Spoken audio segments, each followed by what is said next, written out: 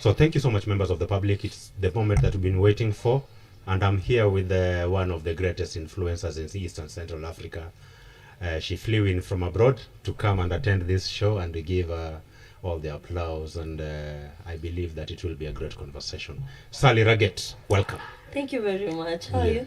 I'm fine. Yeah, this is a home of organic conversations, RIBA SASA show. Yes, as young as it is, it has gained traction. And on this part of the world, I think we are somehow the fastest growing. Have you ever heard of RIBA SASA? Yes. Oh, yes. You have? Why not? Oh, wow. You're not as small as you're thinking. Yeah, so sure, Sally Raghet, you just recently won an award against some of those perceived to be the strongest in the industry. Tell us about the experience. First, it's wrong to say that they're perceived to be the strongest. Who is that is perceived to be the strongest? Buddy, the Gen Z buddy? You know, maybe ungeisema, they're perceived to be strong, but not strongest. You know, when you say strongest, we shall eliminate quite strong. My apologies. My bad. Anyway, yes, I won an award. Drum rolls for me. Yeah, sure. Yeah, the Bobea Leadership Award. Yeah, I got the award for the Political Influence of the Year, that category. And it's been a very short time. Yes. And a massive, it's a big award for me. I don't know how people feel about it out there, but for me it's a big award. Yeah. And you see now, as one thing that actually surprises me is that you're dining with the who is who of this in this republic. How do you feel about that? I knew I'm gonna get there. Yeah. I know I am great. Yeah. So I knew it's just going to take it's just a matter of time. It's just some patience. Oh, okay. But I know where I belong. Oh, okay. And it was not a big deal at all. Oh, okay. So I saw you with Isaac Mwaura, and you were giving him advice, or was he the one giving you advice? No, he was telling me. Yes. I had already discussed with him about yes, some few things that maybe we'll see upon Mbele. Yes.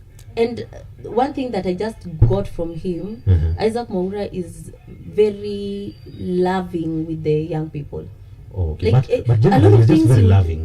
Generally, a lot of things he would mention about young people. Yes. Just so much of the things he would say something, and then he would just include the young people inside. Anything we say, he include the young people.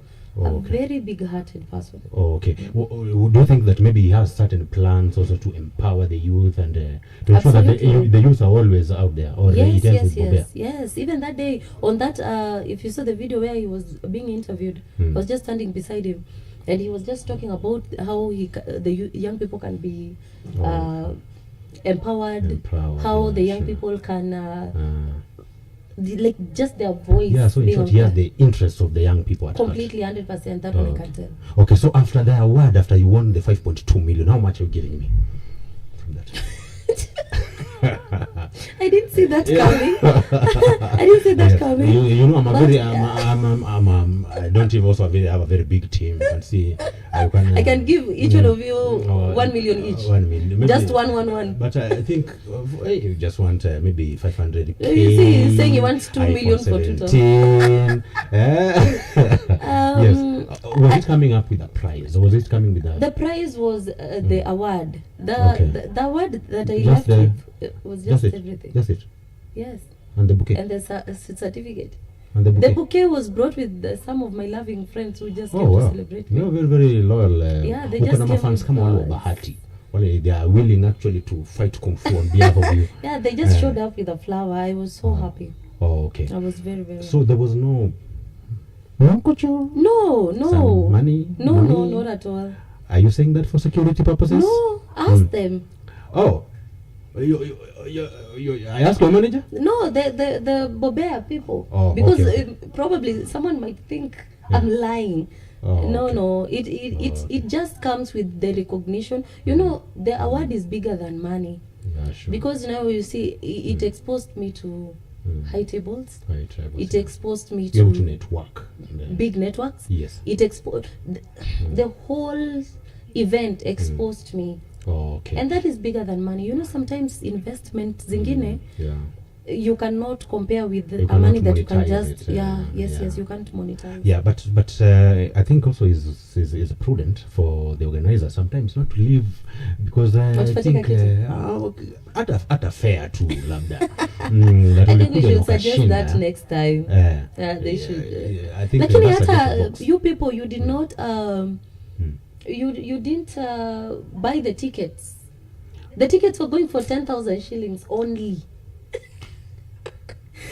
That is the VIP. VVIP was going for 20,000. The moment you buy that the tickets, kuna maji ya moto ya kuoga, kuna labda kuna inakuja na bed and supper. It comes with very high networking. Oh, okay. That is that's a very just as maybe just from my understanding, maybe I think they should actually put you in the category of the best show, live show. Oh, live show hosts. Wanafaa kuweke kwa hiyo bobea. Kwa nini basi nilikosa hata nomination tu bana? I don't know the process of nomination because I also got nominated. Okay. I got nominated, I don't know by who. So I think they should include that category of the best the best show. This is a live show. Live what are we calling that? They should include it in the best. I think we missed because we also don't know our category. You're deserving of it though. But subsequently I think we'll also be pursuing of those so today we called you here and we really was interested to have a conversation with you, and we really thank you for making time for us. Yeah, it doesn't happen often for first of all somebody actually who is brilliant intellectually and eventually has such achievements to just make an appearance like that. Yeah, so we really thank you for that. So our topic is the Ruto promises. Yes, and what do you have to say about it? As in, I just want you to just walk us through, because I think you're one of those influencers who advocates better for the totem narrative and the Ruto administration. You believe so much in them. 100%. Walk us through. 100%. I don't know where to start because there's just so from much anywhere. to say Just about from the anywhere. president. From anywhere. You can start from Talanta. You can come to Olkalau. And we are going to win. Olkalau, we are going to win. So that is very obvious. We don't even have to talk about it. Okay. I have so much to say about the president. So in case I miss a question, please you cut me so that you ask me. Yes. But it's very unfortunate that there is a Kenyan out there who underestimates or underlook. Kuna kizungu kama underlooking. Overlook, underlook. Underlook. Someone si mdomo chetu hiyo. Tutapambanya tu. Undermine. It's very unfortunate to see someone undermining the work of the president. Yes. I would tell you without any fear that out of doubt, I have never seen a working president in this country like this time. Yes. Because the things that he has achieved as at now are things that we would have counted may achieve after 5 years. Say for example, even maybe going to the 7th year. Okay. But look at the country right now. Something is always going on somewhere. Okay. There is always something going on somewhere. Okay. And what was the question again? Because my just head is rushing. My head. Your head is overtaking us. My head is rushing. Yes. The president, from the point that he started, you remember 2024 when we went for the Mandamano? Yes. I don't know if the Gen Z protest that resulted into the... Yes. I don't know if he was planning, because it has taken a very short period of time from 2024 after the Mandamano, the protest, to now. That is how many years? 2 years. I'd say 2 years. People say 3 years because they count from 2022. Okay. For me, I count from 2024. Why? Because it's from 2024 that we started seeing major differences. We started seeing things happening. But before 2024, ndio ulikuwa unapata even people used to create weird memes for him. Ati ni mtu wa kusema tu, ni kusema tu, anasema tu, mtu akiona kichwa sharp hivi anasema yes anasema tu. And now we are at a point where now we can see the things he was doing. And if there is something that if I was asked to advise the president, I'd tell him, don't be telling us what you want to do, just do it. Just let us see the result. Yes, let's just see the result. Because this is not him saying what his plan was. He had a vision, he had a plan. He knew how he's going to strategize and achieve whatever he wants. Yes. How to execute it. But now Kenyans wanaendanga mbio. Wakenya mchaka. Wako na speed. They wanted to see things happening. Now we are seeing a lot of result happening. Yes. And what I love about the president right now, he's not responding, he's not saying anything, he's just working. Okay. Now let me give you an instance of the promises that actually are also in his manifesto about the infrastructure. Like this nation right now is a complete construction site. Everywhere is just a construction site. And there is nothing as lovely as a country that invests in its infrastructure. Okay. Because that is everything. We can only attract investors from everywhere. We can attract anything when we have proper infrastructure. Okay. So maybe you can just take us through some of those things that you perceive that he has done actually well, that people are mistaking or people are overlooking and choosing to criticize him instead. So first, before I even answer that question, it's also very important that Kenyans understand and get to know that there is national government and there is county government. And because of the ignorance that most of Kenyans have, not most of Kenyans, these opposition people, we find that they do not pay attention to the county government. All their focus is on the national government. To a point, they blame the national government over the failures of the county government. This county government, wako allocated funds. They are allocated funds to take care of whatever it's needed to be taken care of. Utapata mtu anaishi, for example, anaishi hapa, barabara yenye kwa hapo nje inafaa kushughulikiwa na county government. Ama anafaa kutafutana na MCA wake mahali.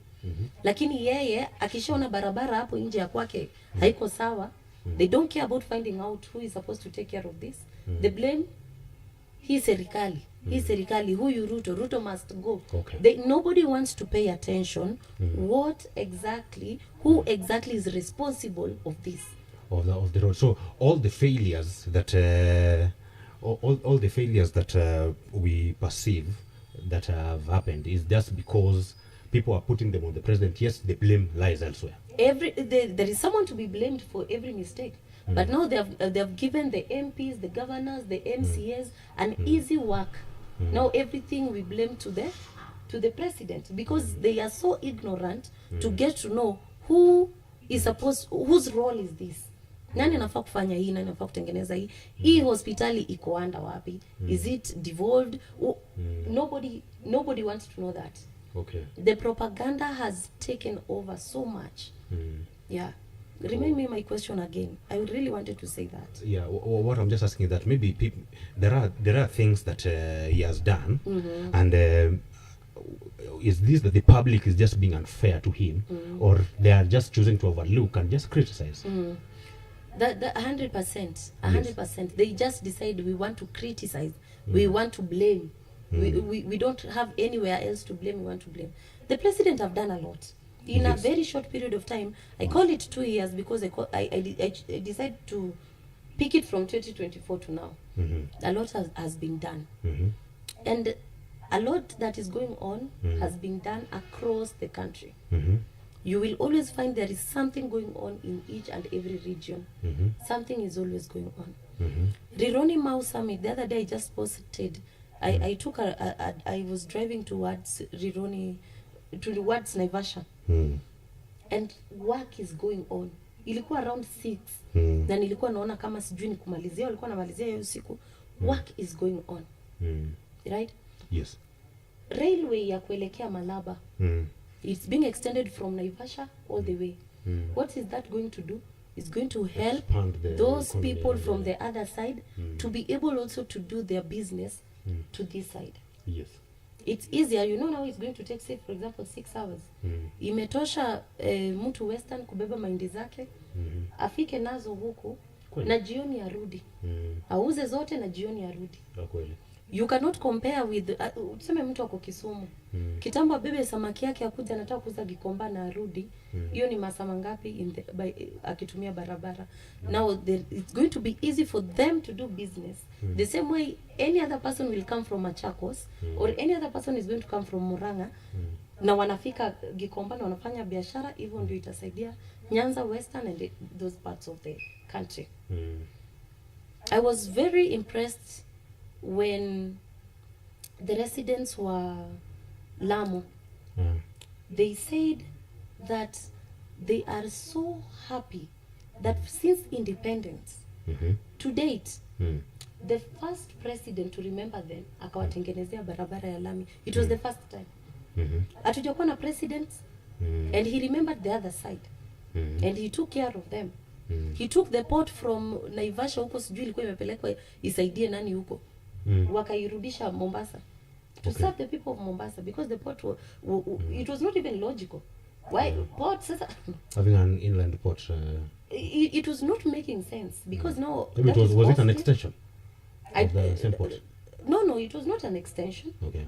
Actually ni kama vitu zilikuwa zinafika hapo, zinapelekwa port ilikuwa Naivasha. That's why the port imerudishwa wapi? Mombasa. To also serve the people of Mombasa. Yes. What is wrong with that? Now the propaganda that was made about Gikomba hapa hivi, when Gikomba ilikuwa and hawakuwa wanabomolewa. They were just asked, songeni hapa kando tuwatengenezee hapa. You know, anytime it's raining or the weather is that actually the case? No. Anytime that is raining, you can't go to Gikomba. Because hata pia utaki kunyesha na utaki kutembea kwa matope. So which means that day the business is going to be bad for them. Yes. But how about when they have somewhere that is shaded properly? A mall, some form of a mall. Yes, imetengenezwa vizuri. You won't even be worried to go to Gikomba, because you know hata ikianza kunyesha you continue with your shopping. What is wrong with that? Now someone wakes up from nowhere, they decide to make it a propaganda that wanafukuzwa, wamefanyiwa nini. It's just I don't know what Kenya wants. It's just so messy. Yeah, maybe I just would have wanted to build up on that, but I will come back to that still. Are you convinced about the cost of living today? Are you contented with the cost of living today? First of all, the cost of living will always be affected by the taxes. Yes. A country has to pay taxes. Yes, it has to. Secondly, when it comes to basic thing like food, for instance, if I compare the past regime and now, we are better off. What do you mean? Unga ilikuwa 250 huko in the previous regime. We're just talking about general, the cost of living generally, not only on one item. Yes, like I'm just putting it in terms of just the basics, so that we can see the far that we've come from. And I always like comparing, because by comparing, it will tell me how the president is doing, what he's doing, how far are we coming from. Because we came from somewhere. And if we do not compare, it means that we want to assume we woke up and the country had a lot of trillions and they disappeared from to nowhere. But when we compare, now we can understand why do we have this and this situation going on. Okay, so what do you want to compare? Do you want to compare maybe the cost of maize flour and sugar? Not really, not basically comparing the cost of maize flour and sugar. The products. But it was just a touch. That one was just a touch of it. But if I compare, let me not compare. Let me talk about the cost of living right now. Yes. We are doing better. We are getting better. It's not as bad. And again, I want to remind you something. That a country is developed by taxes. If you say the cost of living is high, it means that the taxes are high. Okay. And we grow with taxes. And I want to remind you that the current government was left a loan of 9 trillion, around 9 trillion hapo hivyo. This loan is supposed to, this loan that cannot be accounted for up to date. It can't be accounted for. Nobody accounts for it. Hii pesa ilifanya nini, ilienda wapi? Okay. We have to pay it. Oh, okay. We have to pay it either by taking another loan so that we don't default. Okay. Or by raising our taxes so that we can service our loan. Something has to happen because we have a loan here. We have a loan here, and we have also development to continue with. We have to develop. We have a Kenya to also to sustain. Okay. We have to sustain ourselves. Okay. We don't also want to default. Because unajua loan ikichukuliwa kitu inaekelewa. Si hatujui nini iliekelewa, and we don't want to lose anything. As a collateral. Yeah. Might be what title did here in Kenya. Yeah, probably. We don't know. Okay. We don't have the story. Probably somebody should tell us. Okay. Yeah. So what I mean by the cost of living is this. I can just narrow it down. That from where I come from, in order for me to get to this point, you know, I'm in the heart of Nairobi right now, but I come from my hoods down there. Transport used to be a maximum of 80 shillings. Right now it gets to 120. It actually baffles me that the moment that is part of my cost, then it touches into my disposable income. So don't you think that maybe with that, the cost of living seems to have actually gone up, and somehow me as the common little man down there have not been taken care of by this government? Can I tell you something? Tell me, please. Do you know if in the past regime, yes, that maybe we would compare the prices of fuel then and now? In the past regime, the fuel price, the fuel cost right now would have even been higher.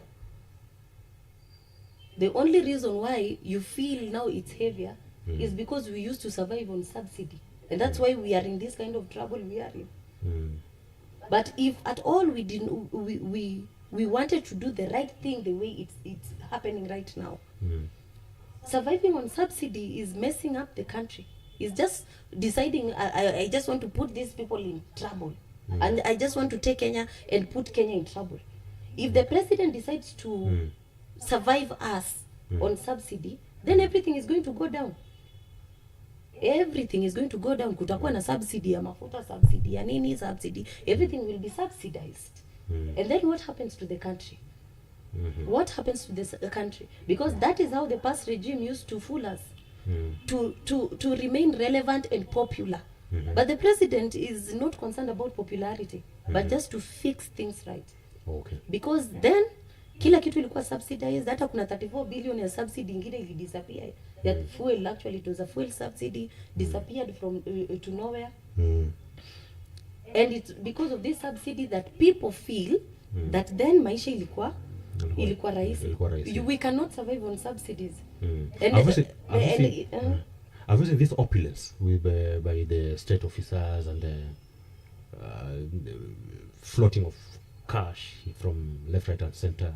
Some monies that are actually being awarded to people which are not coming directly from any budgeted kitty. Have you seen such kind of things happening in this country today with this administration? My question is, if that is happening, yes, have anybody confirmed where that money is coming from?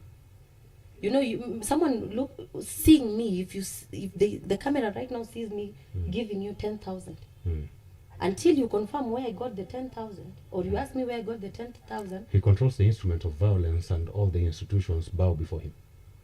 How? Unfortunately, that's what's happening today. But we can't assume things. Where is the fact? The fact is what? Fact is everything. You know, anybody would say anything. Like, for instance, if I gave you 10,000 right now before the camera, people see me giving you 10,000. Probably, if I was a politician, someone would think that I'm giving you this 10,000 for whatever reason. But it's me or you who knows why we are exchanging that money.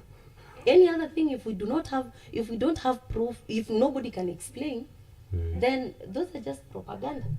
Yes, but we've seen this kind of character from members who are more allied with the government, giving out and dishing out handouts in form of cash. More especially when actually campaigns are happening, people line up and they're given money to attend to, and there are cameras available with the shots that have such kind of footages. I can say Professor Gender, to whom I hold to very high esteem as a legal professor, dishing out monies as people getting into a campaign rally. I don't know what you make of that, because if at all it's coming from people who are allied with the administration, don't you think that that's an irresponsible administration? First of all, it is very wrong. Yes. Just because someone is allied with the administration, now whatever they do, they have to be blamed for it first. Do you condone that? No, let me explain something here. Until we have proof that the money they are dishing out is probably just our money. Might even might be from his own pocket. Now let's assume it's from their own pocket, because we don't have proof of any other thing. That is propaganda. So if it is from their own pocket, this person wants to go to, say for example, somewhere like Kayole, and this person wants to meet our mama wa Kayole, and he probably sends few people, please tell wa mama I want to talk to them. These wa mama wanaraukianga Gikomba kufanya biashara zao. They wako na kitu yenye wanafanyanga all the time. What exactly is wrong with him appreciating them? Thank you for coming. I'm replacing the money you could have gotten that day. I am just appreciating you. Chukua hii, asante kwa kuku, asante kwa kukuja. Why do people want to assume things? Why do we want to assume that this money is funding them for ABCD? Why is it that when money is being given out, people want to assume that it's for funding, maybe for violence, funding maybe to gain favor, funding for what? Come on. Okay, with that, just remaining on that Ojenda's case, he was giving those people money to come to attend that campaign. What we know within the rules that we are having for campaigning, and what we expect out of the political hygiene of the country is that you just come and approach people and just talk to them without influencing them with their handouts. So if at all you are coming and eventually compensating people to come and listen to you, don't you think that is compromising their thoughts so that they can be able to choose instead of somebody else? I am not very good in assumptions. I call assumptions propaganda. So anything that I will say or in place of agenda ni kama nitakuwa, because I don't know. But it is something that you will criticize if at all you found out that he was trying to give people handouts. Unless they get the facts and understand. You know the lucky side of me is that someone would tell me, kitu kama hiyo, if I was on the other side, someone would tell me, by the way, this and this happened, I was part of this, and send me proof. That's why you will never, I will never post anything without having proof of it. So I don't feel like I should speak for him, because I don't know what was going on. I don't know what was the reason. I can't tell. But if he was appreciating them, that is a good thing, because wezi chukua wa mama wa watu, vijana wa watu, wazee wa wenyewe, waite hapo hivyo when they could have made money that day, and then you just leave them to go and eat I don't know what. If he was appreciating them, thank you for coming. I proudly say that. So there's a precedence that you will condone. That's the kind of politics that you'll say that. No, not politically. Yes. That is out of politics. No. What I mean is that this is a political rally. And now rally. People came to listen to you, and you'll condone that behavior of people appreciating them to go back at least with something. How many rallies have we seen happening? Wanamaliza na watu wanaenda nyumbani. That's what I'm telling you. Do you think that's the way it's supposed to be? Yes, that's what I'm telling you. Whatever was going on that particular day, I can't speak for it. Because I do not know what was going on. I don't know what the money was for. I don't know. Okay. But most of the time, rallies will go on. People will come. They celebrate. They go home. Okay. So I like the way actually you confidently put your points together, and I've spoken about you somewhere else, and they say that this lady is actually brilliant in the way she articulates her points. So I want us to talk about matters healthcare. Have you used SHA? Is it working? Yes. I had Kiberenge here, and Kiberenge is one of those very vocal persons. I've seen him interviewed by the BBC and other big channels like the CNN. Some point, he came here and he told me that SHA is behaving like a betting company. That one person it will work, and you are not so sure that it will work to the next. And most likely that if it works on one, the next 9 in the total number of 10 hardly would get it right. What do you make of that? Do you think that Kiberenge is overthinking? You know, we have so many mad people around. But you consider him like one of the mad people? I'm almost saying that. Okay. Maybe next time I will confirm that he's mad. But right now I'm almost saying that he's one of the people that we you know really him? need. Yeah, I've seen him around. Okay. You know, SHA is working. Boldly I'll say SHA is working. As first of all, I use it. And just the other day, I lost a beloved one, and we used SHA. And I even had iko kwa simu yangu. I will even show you. Nilipiga picha ndio nitembe na evidence. One thing that I need Kenyans to understand: number one, go register for SHA. Don't just say SHA is not working because you had someone else say that SHA is not working. Go register for SHA. Yes. Secondly, every system sometimes goes down. Every system. Yes. So I don't know how you want the SHA system to always be perfect, that whenever it's down, no, that is the point. Watu wamepata kitu ya kuongelelea. That's not what they hang on to. Okay. Every system sometimes goes down. Am I wrong? It is Every true. system. It is true. Yeah. Sometimes there's always teething problems. Yes. There's always downtimes. Maintenance, it is possible. Yes. time ya maintenance, yes. nini. Now, if it's unfortunate for you that you go when the system is down or maintenance is going on, then you don't go around saying that SHA is not working. Okay. SHA is working. But sielewi shida inakuanga nini. I don't know why Kenyans, and I thought we are over this. I don't know why Kenyans tend to hold on to propaganda than trying to find out facts by themselves. I don't understand. Sijaielewa. But SHA is working. If there is something that it's only that people are not familiar with. People are not appreciating it. People are not appreciative. And especially the fact that they are after fighting the president. They would say anything. Okay. You know? They would just say anything. Yes. I believe that in this moment in time, so few of us might not be banked. Personally, I bank with the bank. I'll not mention now because maybe they will pay me later on to advertise for them. But now, when the systems are down in a bank, I might not just be able to transact at that time, but at least I will transact. Is that the same thing that happened with SHA? Yes. The testimonies that you are getting is that when it is not working with you, it won't work. No, you know, can people stop listening to propaganda? You know, right now, everything is running well in Kenya in such a way that there is nothing else to attack apart from spreading propaganda. Nothing else. Everything is running very well in this country today. Not everything, because we are a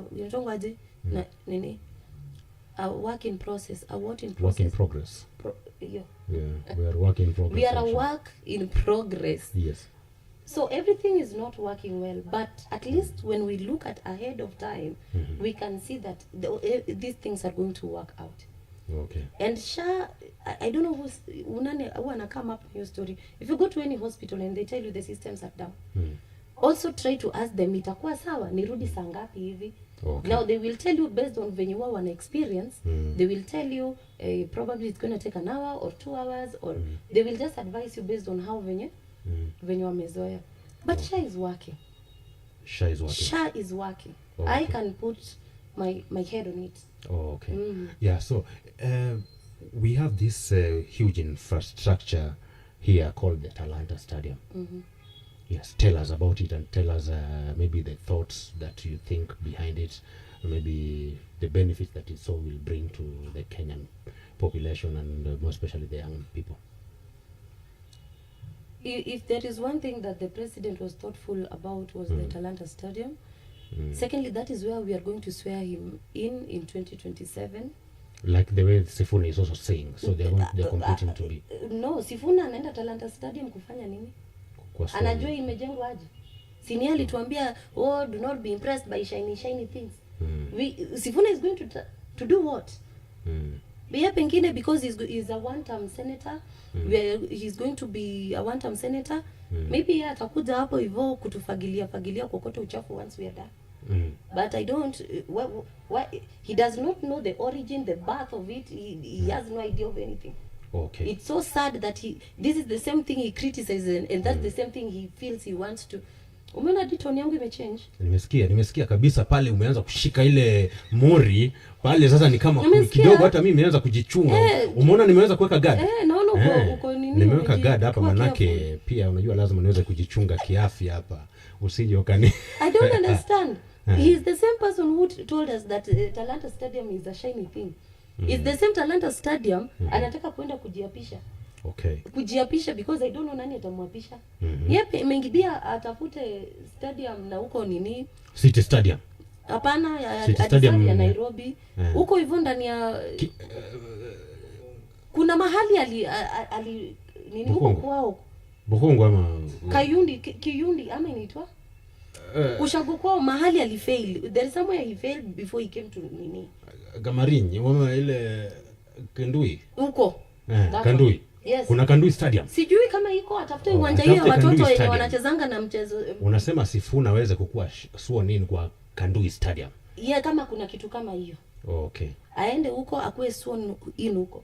You cannot despise the same project that the government, the president have done, and huko ndo unatuambia unataka kwenda kujiswear in. Okay. No, we are not building it for you, Sifuna. Huko hivyo ni tukitoka on that day, tukitoka aenda tuokote hizo uchafu because he will be jobless by then. Yes, he's going to be jobless by then, so aenda okote hizo uchafu. Please, we pay him something. Yes, we'll get to the issue of Sifuna, but right now I just wanted you to just walk me through that Talanta, the yes, whatever projection in the benefits that you foresee for the people of Kenya, and more especially the young population. The Gen Z like you are. Yeah. You know that Talanta Stadium has brought employment, of course. With the construction? Yes. Mjengo bana, watu Gen Z hawana mjengo bana. Basi kila mtu aenda kae kwa mama yake. Unajua, you cannot... Unajua watu Gen Z wako pale nyuma ya machine pale squeeze wamesoma. If you are choosing work to do, then don't dictate to us. Okay. And that is the problem I have with Gen Z. You cannot be claiming hakuna kazi when kazi imetokea. You are also choosy and you want kukuja na kiburi. Nobody is here to do what your parents were supposed to do for you. Okay, so unasema Gen Z waingie kwa mjengo mara moja, waache mchezo. Kama kazi yenye iko ni mjengo, waingie kwa mjengo. Okay. Kama kazi ya walimu wakiitishana waende. Kama kazi ya mamafua, Gen Z ingie mamafua, acha mchezo. Watu wafanye kazi. Yeah, watu wafanye kazi. Okay. And right there we have people who are working. Watu wenye wanasemanga wanataka kazi.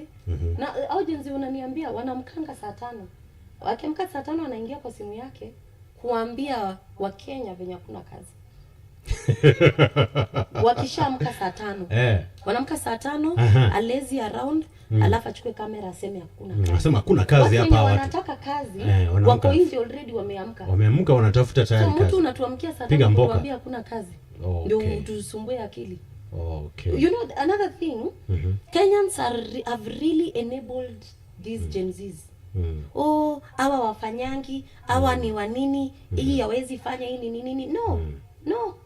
Yes. Kwani wao ni nini? Who are they that others were not? Okay. Who are they that others were not? Kweli kabisa. And they are enablers of these people, and that's why one nasema even the people who have employed the Gen Zs, if they misbehave anataka kuja kazini na Crocs, fire them. Don't tell them to go and change. Fire. Hey.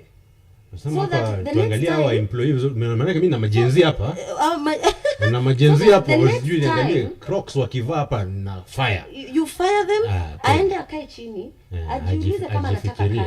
Okay. If everybody would be doing that, they will behave. Ungependa wavae nini? It's only that they are enabled. Okay.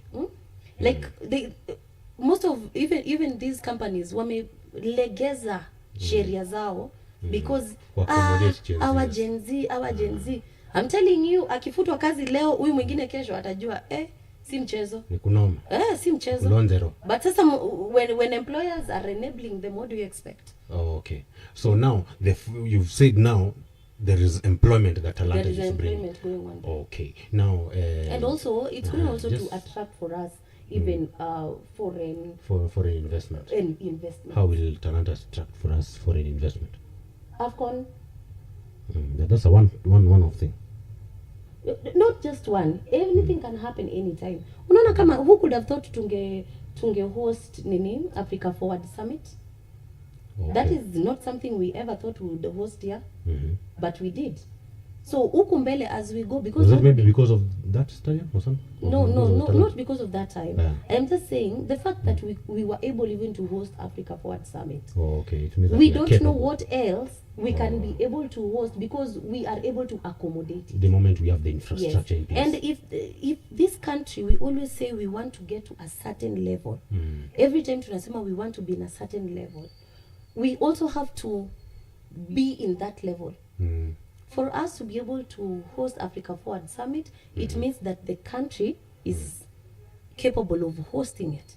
We are growing. Sure, yeah. That's why it's not hosted in Tanzania or Uganda, not to disrespect them. Yes. You understand? Yes. So as we go on and on and on, Kenya in the entire Africa will be the first to be considered if anything big and major has to be hosted in Africa. We will be in a position, and that is money. When these people are coming, hotel is in a jar, inamaanisha chakula ya Airbnb zimejaa, inamaanisha hata watu wanaandikwa kazi hiyo time. Okay, yeah. Machakula zinatoka kwa mashamba. There is a lot, hata hiyo time ya Africa Forward Summit, a lot of money was ilikuwa inatembea sana. Circulate kabisa. Yes. Okay. So those things are very important. Yeah, so those development of those infrastructures are very, very important. Very important. Yeah, when we started it was 3,000 employees at Talanta. But right now Machina wamebaki na watu wakienda sana labda 200 wa kufanya tu finishing pale. Sasa sijui hao wengine unaona sasa ile ni short term. There is always job. Kenya is now a construction site. There is always something coming up. Oh, okay. I am telling you, there is always something coming up. Oh, okay. Sasa this Talanta Stadium, what about if this resource was invested to ensure that our kids, our lali chini ya mti, our somi chini ya mti, because we have a fancy that can accommodate AFCON, which is one of, but we still having Turkana drought and all that. What do you make of that? Don't you think that maybe it's a misplaced priority by this administration? I really feel bad that even county government exists. Oh, okay. So that we tujuange tu basi kila kitu tunangojea national government. Yeah. Because now kuna mahali kama tuseme wapi? Let's give an example of Baringo. Respectfully. Upate kuna mtoto ako pale chini ya mti. Kuna MCA pale. Kuna senator kule. Kuna governor pale. Kuna MP pale. Imagine how watu wote. Unajua county government bado iko na ministries. Yes. Iko na mpaka Ministry of Education. Kweli? But now the country will be looking at it na unaangalia unaona these people, and you know there are funds that have been allocated there. Nobody wants to know pesa za pale za county government zimeenda wapi. Na watu wamekula vizuri sana hii mwaka. Yeah. No, not hii mwaka. The entire of this term. Because nobody is questioning them. All eyes are on the national government. Yes. Even on faults that are not there. There's not to say that the government have fully achieved to to cater for all this because we are a work in progress. Yes, like we I are work in mentioned. progress, sure. But there is no way that we would be having children under a tree and we are not questioning that MCA. We are not questioning that MP. We are not questioning that senator. Why are they not supervising the funds of that county? And then the only person that we have to hold them by the neck is the president. It's very unfair. It's very unfair. And you see, even the time he used the finance bill, I had made post and said that kama hiyo finance bill itapita bunge, the president should sign it, whether the Kenyans wanataka kudemonstrate mwaka mzima, but demonstrate. Isainiwe. Because you cannot sit down, you are just seated waiting for your MP to do whatever they want. Ndio ukuje blame the president. And from what I know, your MP represents you, speaks your voice. Yes. So whoever voted yes, Ali speak your voice. Whoever voted no, spoke your voice. So if you have a problem, enda kwa MP yako. Yes. Huko ndio unaenda. Huko ndio tunapitisha sheria. If you have a problem, enda kwa MP enda wako. Kwa MP wako. Na wacha maneno mingi. Yeah, so now the reason as why maybe there is a lot of vitriol by the public is because there is a perception that as much as the responsibility lies with the county, but they can see maybe the president donating 20 million somewhere, yet people are, don't you think that that could have easily been, maybe those people might not need 20 million, they might only need one to ensure that there's a roof on their, they're able to study well. Don't you think that there is a mismatch and misplaced kind of priority when it comes to allocation of resources? May I ask you something too? It might be my own money. Yeah. But yes. But, yeah, it would be your own money. It can be my own and money. And you decided to donate it. Yes. But let me ask you something. You are the president. You have 47 counties. These counties, kuna budget. Imekuwa allocated. Huyu anapata hii, huyu anapata hii, anasukumiwa hii, si ndio? As the president, you have already allocated this money because these people have said they will need this and this, so their budget ni hii for whatever it is. So you know you have a responsible person. Mwenye alichaguliwa na wananchi who is going to be responsible with the money. Yes. And in that money, yes,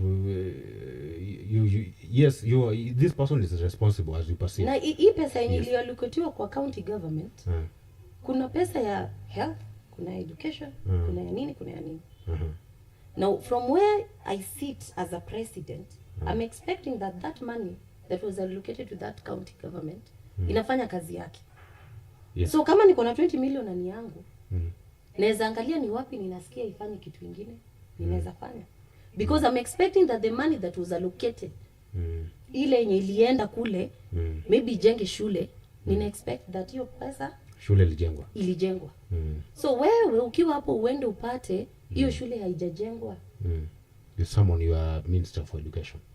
From the county level first, there is a ministry. There is a responsibility from the higher office first. I understand, but there is also chain of command. MC anafanya nini kama wewe ukipatana na kuna shule Baringo umekimbia kwa? But do you know that the president is a consumer of intelligence as well? I understand that.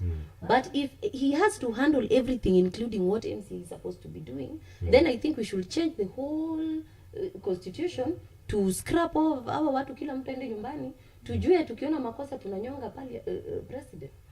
Why do you think that the president has a lot of power? And why do you think that the buck always stops with the president?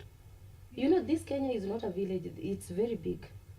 And each and every county, I assure you, got a need. Each and every county has a need. And that's why we have all these people. We have all these people because each and every county has a need. Yes. Sindio? And that's why by the time inamfikia, why do we have these leaders here? Because what you're trying to tell me is we don't need these leaders here. Wakue tu hawako kwa sababu ukienda Baringo upate hakuna shule, unaenda straight kuuliza president why, na kuna hawa wengine wanafanya nini? Na wanatufanya nini na pesa zetu? They should just go home so that we know tuko na president peke yake. Yeah. I do not see why we need them. Otherwise, the county level has a ministry. Yes. And if there is a problem from that point, we can question so that we get to understand hii ni project inafaa kufanywa na county level ama na national level, so that we hold the right people accountable. I find it unfair in the name of he is the president to be blamed for mistakes of other people who are actually being paid with our money. It's very unfair. Kila mtu anyonge mahali anafaa. At what point does the accountability call arrives to the Ministry of Education, which is now direct appointed to the president? At what point do you say this is there's an education issue here and the minister need to intervene? If it were me to handle such situations, I have representative, I have an MCA, and I have a member of parliament. These people are supposed to be representing me. Okay. If I engage them and they do not act, then I have every right to now speak up that to the next level. Okay. I think going with the structure is fair enough. Okay. If we can't use the protocol, then I think we don't need them. Again, we don't need them. Okay. So by the time, I'm not saying that the president should not be questioned. But I'm also saying... But people are questioning him, and you have a problem with that, right? No, I'm not saying that he should not be questioned. But I'm also asking, before you question him, did you ask the person who is representing the president there what's going on? Have you gone as a private citizen? You as a citizen, you've seen... Hardly can you be able to know all that. You see, actually, from the way the citizen looks at things, is that we elect the highest office. The moment you elect the person in the highest office is supposed to be influential enough to influence, not only to come and do it, but we expect that particular seat can actually influence things in Nyalgunga. That's the perception of the common electorate. So you are telling me that Kenyans always vote wrong, huku chini, from MP, governor, nini. The concern is the president. Some vote right, some vote wrong. But because if you ask me, I'd say if there is somewhere you should never miss voting right, is from your MCA, your MP, and your governor. Okay. Because once you do that, like kama MP, the president does not make any laws. Everything inapitia parliament. Yes. Sindio? So if you miss doing the right thing with your MP, then you've cooked yourself. You've completely cooked yourself. Yes. The president has the power, absolutely. But who is easier for you to access? Right now you would want to go to the office of the president, who he's not even in the country. Yes. Sindio? Who is the easiest to access? MCA wako hata pengine unajua nyumba yake maliko. The office of the president is a public office. When I say office of the president, includes the MPs, the nini, it's public office. Now, if you walk into the office of the president and the office of your MP, who are you likely to find? So if your issue is very urgent and you feel this is a burning matter, unafaa kuanza na wapi? That's why if you don't make it right with your MP, with your MCA, your Senate and your governor, then you've cooked yourself. Oh, there is a perception, you'll correct me if I'm wrong, is that you might have a bad governor down there. But remember, the president appoints the Auditor General, he appoints the office of the ODPP, he appoints all these people to ensure that sanity in the entire country. And that's the reason why there's more attention there. That the moment you as a governor, you do not, you embezzle funds, maybe you are given money, you have not be able to do stuff, then other institutions that somehow report to the president comes in. That's how that office becomes so powerful.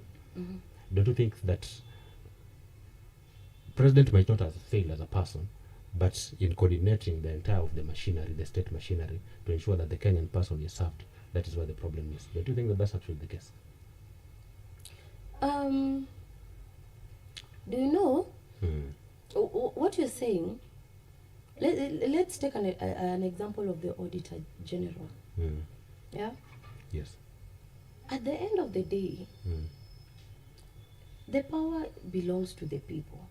Yes. So if the Auditor General is going to do their job, they're going to audit reports, what have you, and then most of the time, these things we get to know. Somehow we just get to have this information. I still hold Kenyans accountable. Yes. I still hold Kenyans accountable for not getting concerned, following up. You know, our watu wanakuanga wafanyikazi wetu.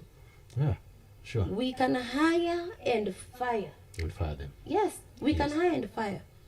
Anything would happen up there, the Auditor General is going to do their job, everything is going to do their, say for example, the person is corrupt. Unajua mtu mwenye ako corrupt, let me tell you something. A corrupt person, they are very planned. Wanakuanga wamejipanga sana. Yes. Na corruption yao. Because they're also careful. You might catch them. Yes. You know? They are planned. They know very well that if I end up messing kidogo, I'm going to be caught. Yes.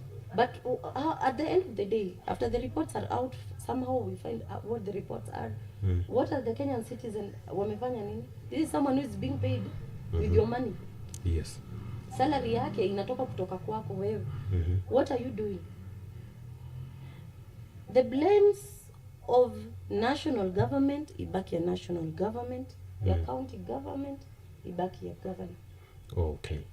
And it's sad. I feel bad that anybody out there would be expecting that the president should be walking into the governor's office, afike ndani ya governor's office amuulize maswali nini. Na mimi ninataka Rironi Mau-Summit imalizike. Ninataka nishughulikiwe na mambo na barabara SGR ya kwenda ninio. Yeah. Ningojea ni make sure that the education system is okay. Those are the things that I want the president to do, to serve the country as a whole. Si ati governor, bado the president anafuatana na governor. Okay. On a serious note, the things that the president should be doing, alafu akwange anakimbizana na governor, why have you not done this? Watakuwa ni governor wangapi wanakuwa supervised na the president? Okay. So now maybe as we are just winding down, I would wish maybe your views in a possible Sifuna presidency. Justice. I'm not saying that Sifuna is going to be president, or Kalonzo, or who. I'm just saying that should it ever happen, what kind of presidency do you think that will lead to look like? When are we talking about? 2027. Justice. Uko hii Kenya kweli? Why are we even putting Sifuna in the lineup of possible presidents? Okay. So it is not possible. In the fullness of things. You know, I'm going to walk out if we have to discuss if Sifuna can be president. Because that is something that can never happen. Don't walk out. Let's not discuss that then. Sifuna is not respectfully, anywhere close to the presidency, to being a president in 2027. Anywhere close. So if we have to talk about people who can, we can say their possibility, let's not include Sifuna. Sifuna is a political comedian. He is trying to ni entertainer. He's entertaining us politically, making the politics in Kenya be interesting. Like we wake up and find something to talk about. But Sifuna, hi. Okay, him and Gachagua are almost the same place. Absolutely. You know, Gachagua is a political joker. Yeah. I don't know how to describe this. There are people who make politics, like they give us reason to talk about politics. Okay. Because otherwise, if they don't do that, we will sit down, watch the president work, we also work, Kenya inaendelea. Okay. But it's only from them talking that it's entertaining, it's comic. Okay. They are not anywhere close. Not anywhere. I want to remind you what Gachagua had said. That outside of Nyeri, nobody knew him. So the popularity he got is from the president. The president gave him popularity. Okay. You know, and if Bobea Awards ingekuwa imeweka category ya political comedian of the year, yes, angewini hiyo. Huyo angeshinda. Angechukua. Sifuna angechukua hiyo mapema sana. Asubuhi na mapema hiyo hata. Na Gachagua akachukua political joker of the year. Okay. Wanapata hiyo haraka sana. Wanapata haraka. I think they forgot that. And I think probably I should nafaa kuorganize hiyo event, mimi ndio the gala. Yeah, they have to get an award. Okay. I must make sure they get that political comedians of the year. Okay, so now as part of the parting shots that you are going to give probably after this, just talk us through the abductions and the political intolerance that we're experiencing in the country today. Don't you think that maybe the Ruto administration seem to have failed in allowing political tolerance and where people can actually freely express themselves with these abductions and the things, the killings, the extrajudicial killings we are seeing today? Or have you not seen them? I have seen them, especially these political intolerant people. Yes. I've received threats myself. Okay. And when I receive, I put them in public. I even put the number in people public. Threatened you for taking the position you've yes, taken? Yes. Okay. I even put in public. I put the number in public. Okay. You know, once I put it like that, I know there's data protection and all that. Yes. But you threatened me. You know? You put it in public that this number threatened me. The sad thing is that people blaming the president over things like abduction. It's so sad because... Is it happening? Is abduction the abductions were going on. Yes. There are these the problem that was going on with the children. But that is the same time that the threats were going on. Even that girl mwenye alimwagiwa acid, because it's like 2 weeks after her, then I got the threat from that phone call. Okay. Yeah. It's so sad saying that the president has anything to do with this, because why would he even want to even harm his own as well? Because I am his lawyer on pro bono online. Okay. Okay. You really... His lawyer on pro bono. Okay. I just want to do this until we get to 2027 at Atlanta Stadium. Are you aware of the people who are... has it gotten to attention the people who are doing these abductions? Are they police or are they what? No, I don't know. And I'd really want to... like the police or the government to really make sure that we get even to know who these people are. Because unajua saizi opposition yenye tuko nayo saizi can do anything to blame the government, because they have nothing else to blame the government. But the government has the instrument of violence. They can arrest them. Yes. If they try that, because the intelligence will actually indicate. That is very true. Have you seen any arrests as far as abductions are concerned so far? But also, they could be working on it. We can't assume. Okay, maybe they're working on it. We can't assume, yeah. Oh, okay. We cannot assume. In June 2024, there were abductions. We don't have anybody actually who has been apprehended. Maybe they're working on it, probably. Nobody has been apprehended. On abductions? Not at all. And did on the killings, ule kijana mwenye aliingia State House. Mwenye aliingia Parliament. Yeah, alikuwa ameenda wapi? Alijiabduct, si akashow up. No, he was in exile. The Mr. Speaker, sir. Yeah. Where's the proof? He's the one who says that he was in exile. Where's the proof? I don't know. I don't have any proof. So I'm just talking on his account, on account of his words. Yes. So anaweza kuwa hata alijiabduct. Oh. Na akitoka atasema anything. Okay. You know, right now in this country, anyone can say anything. But do you believe that abductions have been done by the state? No. There are several abductions that have been done by the state. No, arrest. Clear arrest yenye tunaona mpaka kwa TV. But so yes, abduction part, no. Yesterday, Sabasaba, there was people actually who were taken to a Subaru. That the number plate had been and the people actually were taking them are in mask and did not identify themselves, and the camera were all glaring. Did you see that? No, I did not. Okay. I saw the one that when Orengo was speaking. No, not that, but in case such a thing that I've described happened, is it a good thing? No, but now the question condemn is, it? Who is that? You know, the problem is... Are we having a government that cannot actually access these people? No, we can't say that the government cannot access these people.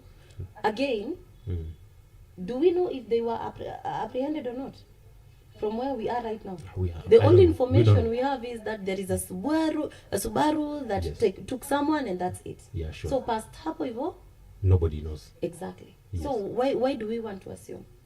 But the much we can do is, because such kind of incidents, Kenyans will always speak it out. So the much we can do is to wait for feedback from the DCI to tell us what's going on. But until then, assuming is propaganda. Oh, sure. That is assuming true. Is propaganda. Because whatever Subaru was it was, hatujui walikuwa kina nani. Mwenye alichukuliwa pia, hatujui ni nani. We have no information about anything.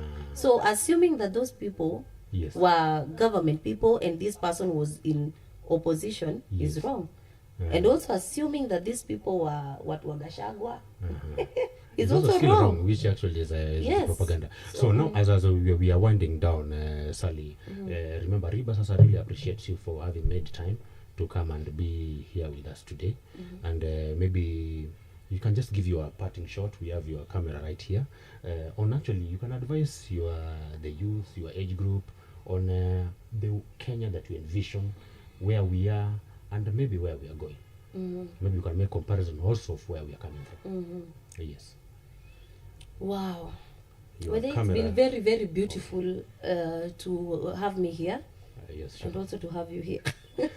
It's very, very beautiful. Yes, it's a great conversation that we've had. And I believe that kamutu yote ambayo nimegozea nasema mbuli. Yes. It's very beautiful. First, the most important thing I'd like to tell my fellow young people. Yes. We need to calm down. Politics haikangi kwa kifua. We need to calm down and also respect people's democratic rights and democratic choices. Whatever someone wants, that is their democratic right. And they don't have to agree with you, because maybe what you believe in is actually not the right thing. You might want people to be in support of what you're supporting, but what you're supporting is not the right thing. So allow people to exercise their democratic right. Another thing, Kenya is headed towards the right direction. I want to assure you. Just let out the hate, let out the revenge, whatever it is you're holding against the president, just let it out and allow the president to work. He's working, and you know that. It's not like you don't know that. He's working. So we allow the president to work. And also, we are heading to the right direction. I am seeing a Kenya, the 2030, you know, when 2030 was being said back then with His Excellency Raila Amolo Odinga, ilikuwa inakaa mbali, but here we are. We are doing well as a country, and I wish that we allow the president to work. Hakuna mtu anafanyanga kazi mingi kama yenye president ashafanya within this short period of time. We allow the president to work. There is always another time. We will try another person, but right now, tuacheni the president amalize kazi yake. And if inawezekana pia tunaweza badilisha, you know, apige yake long term. If he's working, why not? If he's working, I don't see a problem. If he is working, that's what award-winning. All we want is a working president. Okay. And mwende munini chukweni affordable housing, azikuwa zimewekwa hapo hivyo, zisimame hapo hivyo. It was for you. Yes. Enjoy Kenya. This is the most beautiful place. Tunaenda Singapore. We will not have to board planes going to other countries. We will be here enjoying the maju. Absolutely. Yeah. And I am so grateful. By the way, I'm so grateful to my supporters.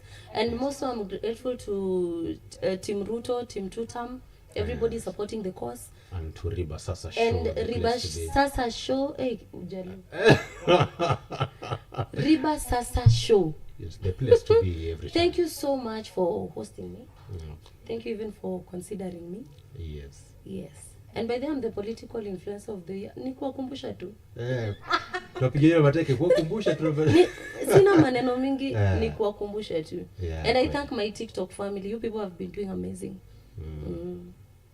And Facebook people. Absolutely. You never get such kind of a great guest from anywhere They are else. very supportive. Do you know I have extreme support from these people? Like, it's extreme. Yes, I've seen it's cultic. Extreme to what point? Nimona is so cultic to the extent that you might turn to be a prophet of war very soon. These people they're so following you supportive to a religiously. point. Yes. If they don't see my post, they will Yes. call me. Personally. Yes, mbona hujapost, uko sawa? Kila kitu iko sawa. Imagine. Wow. Literally. Amazing. Very amazing. So that has been Sally Raghet, and one of the best influencers has been recognized by the Bobea Award. You never get this and you never get it the best way like this from anywhere else except RIBA SASA show. Your boy